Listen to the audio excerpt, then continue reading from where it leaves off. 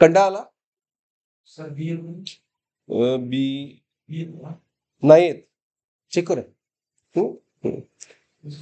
Regular hexagon of side how much? आता hexagon बरं असून थांब, आता मी एक्सप्लेन करतो.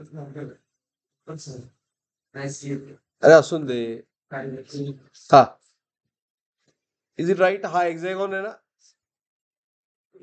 ह्या हेक्सागॉनची साईड काय आहे? पर्पजफुली ना हे असं जॉईन करा, व्हर्टायसेस जॉईन करा, अपोजिट अँग्युलर पॉइंट जॉईन करा. केलं जॉईन? हा, आता 1 मायक्रोकुलम चार्ज सगळीकडे आहे. Is it right? सगळीकडे चार्ज कुठला आहे? Same q. आणि क्यू ची व्हॅल्यू किती आहे? 1 microcoulomb. Is it right? Getting anyone? हा, potential at centre of hexagon is,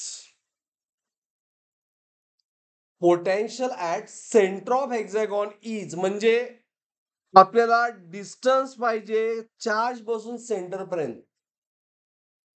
तर आता मी एकच गोष्ट सांगतो ऐका. ह्याची साईड किती आहे? साईड आहे 10 सेंटीमीटर. बरोबर? बघा, लक्ष द्या, साईड 10 सेंटीमीटर आहे. ऑप्शन काय आहेत?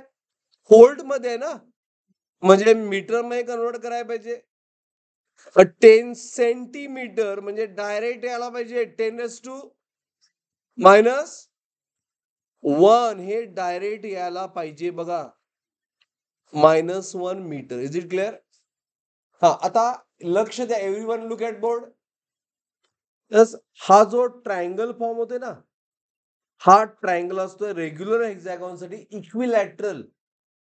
ज्यामुळे साईड जर 10⁻⁻1 असेल, डिस्टन्स डी जर 10 साईड असेल, तर हे डिस्टन्स काय होणार?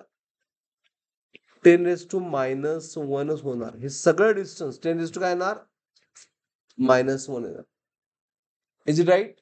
म्हणजे याचा अर्थ काय? प्रत्येक चार्जचं डिस्टन्स सेंटर पासून काय सेम आहे.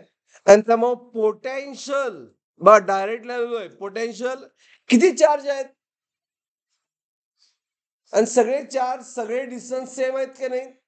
म्हणून 6 चार्ज. बरोबर?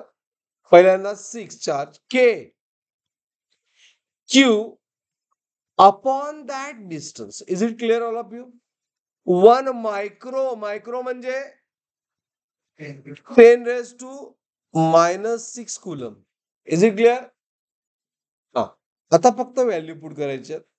6 के ची व्हॅल्यू असते 9 × 10⁻9. 9. क्यू ची व्हॅल्यू किती आहे?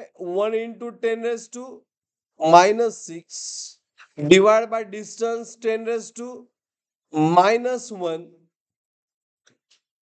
5.4. एकच ऑप्शन होतं, एवढं सॉल्व्ह करायची गरज नव्हती.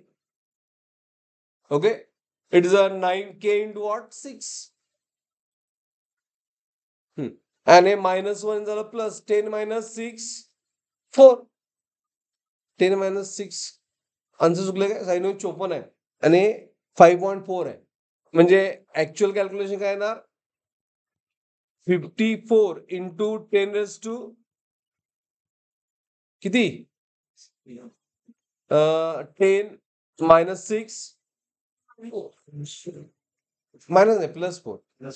आणि ऑप्शन आपल्याला 5 मध्ये आहे. मग इथलं 10 इकडे गेल्यानंतर काय झालं? 5.4 × 10⁻, काय आलं? 54चं 5.4 कमी केलं म्हणजे यात +1 ऍड व्हायला पाहिजे. Okay, so this is potential volt. काला प्रॉब्लेम? ट्रायंगल रेक्टँगलचे प्रॉब्लेम इझी आहे, ते सॉल्व्ह करा एव्हरीवन. जे प्रॉब्लेम आता बघा, 1 मिनिट ऐका, उलट सॉल्व्ह करायचं, कारण पहिल्यापेक्षा पेपर अवघड काढायचे म्हणून उलट सॉल्व्ह करायचं. ओके, आता 1 नंबर प्रॉब्लेम किती इझी होता?